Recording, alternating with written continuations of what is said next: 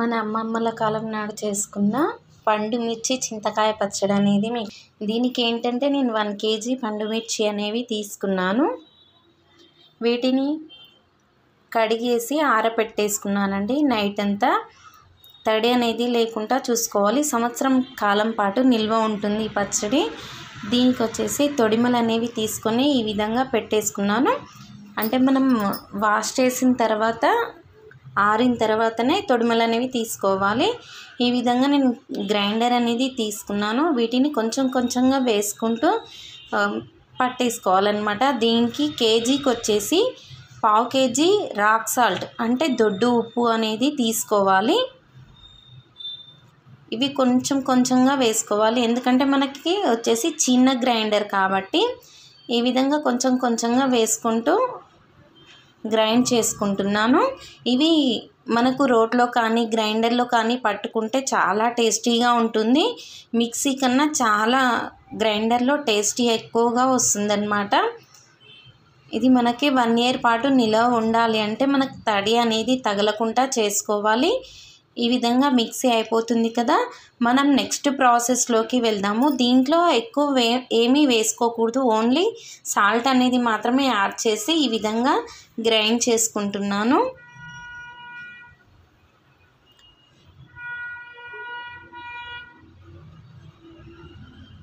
ఇది మనకి గ్రైండర్లో చుట్టూ భాగం అనేది ఇట్లా రౌండ్గా తిరిగేటప్పుడు కింద అదే విధంగా ఉంటుంది మిర్చీలు. సో ఈ విధంగా కలుపుకుంటూ చేసుకోవాలి.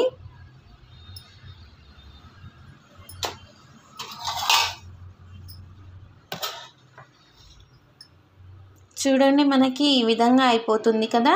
ఈ విధంగా అయిపోయిన తర్వాత నెక్స్ట్ ప్రాసెస్ ఏంటంటే మనం చింతకాయలు, నేను కేజీకి వచ్చేసి 1/2 kgకి కొంచెం తక్కువ చింతకాయలు అనేవి నేను తీసుకొని పీచు అనేది తీసుకొని ఈ విధంగా కట్ చేసి పెట్టుకున్నాను.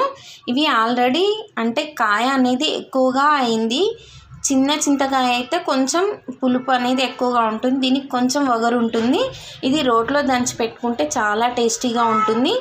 దీనికి దంచేటప్పుడు మనం కొంచెం రాక్ సాల్ట్ అంటే దొడ్డు ఉప్పు, కొంచెం పసుపు అనేది వేసుకుంటూ ఈ విధంగా దంచుకోవాలి. మీకు ఒకవేళ ఒకేసారి దంచలేకుంటే ఈ విధంగా ఒక్కొక్కటిగా వేసుకుంటూ దంచుకోవాలి. దీంట్లో మనం సాల్ట్, ఉప్పు అనేది యాడ్ చేసుకుంటూ దంచుకోవాలండి.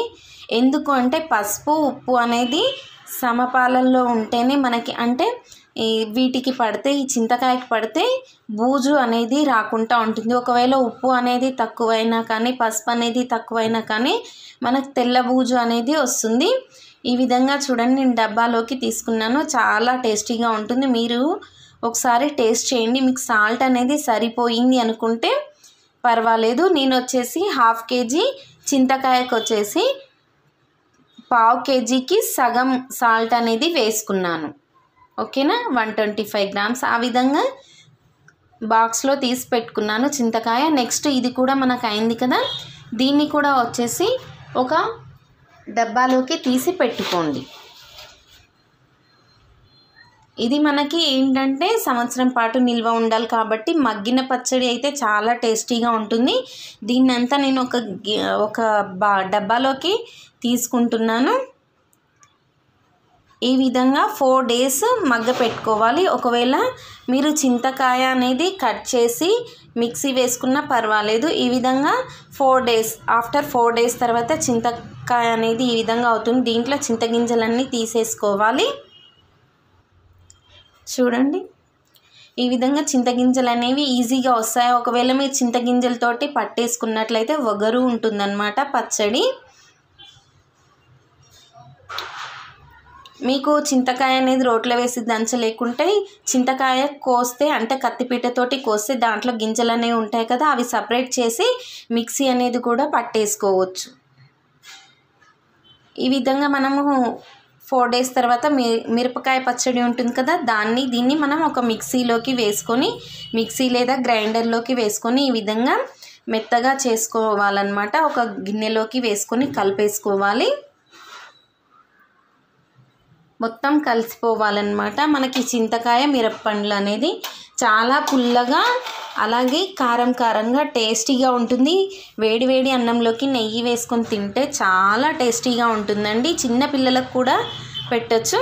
ఇది పోపు అనేది వేస్తున్నాను. కొంచెం మనం పచ్చడి అనేది ఎంత క్వాంటిటీలో పోపు వేసుకుంటున్నామో అంత క్వాంటిటీకి తగ్గట్టుగా ఆయిల్, పోపు దినుసులు, అలాగే మిర్చి, మనము ఎల్లిపాయలు అనేవి కొంచెం ఈ విధంగా చేసుకోవాలి. కరివేపాకు, పసుపు అనేది యాడ్ చేసుకుంటున్నాను. ఎల్లిపాయ అనేది మనం దంచుకోవాలి, మెత్తగా దంచుకోకూడదు. వేసుకున్నాక జీలకర్ర మెంతుల పొడి అనేది యాడ్ చేసుకుంటున్నాను. కావాలంటే మీరు జీలకర్ర మెంతుల పొడి వచ్చేసి మనం మిక్సీ పట్టేసుకుంటాం కదా, అప్పుడైనా యాడ్ చేసుకోవచ్చు. కానీ ఇలా వేస్తేనే అప్పటికప్పుడు టేస్టీగా ఉంటుంది. ఈ విధంగా వేసుకున్న తర్వాత పచ్చడి అనేది వేసుకొని కలుపుకోవాలి. ఇది మనము వెంటనే ఆయిల్ అనేది కనిపించదండి. మనం పోపు వేసుకున్న తర్వాత కొంచెం సేపటి తర్వాత ఆయిల్ అనేది కనిపిస్తుంది. మీకు ఆయిల్ కావాలంటే కొంచెం వేడి చేసి వేసుకోవచ్చు. ఈ విధంగా చేసుకోండి, సంవత్సరం పాటు నిల్వ ఉంటుంది. వాచ్ చేసినందుకు థ్యాంక్ యూ అండి. Thank you so much. Please subscribe చేయండి.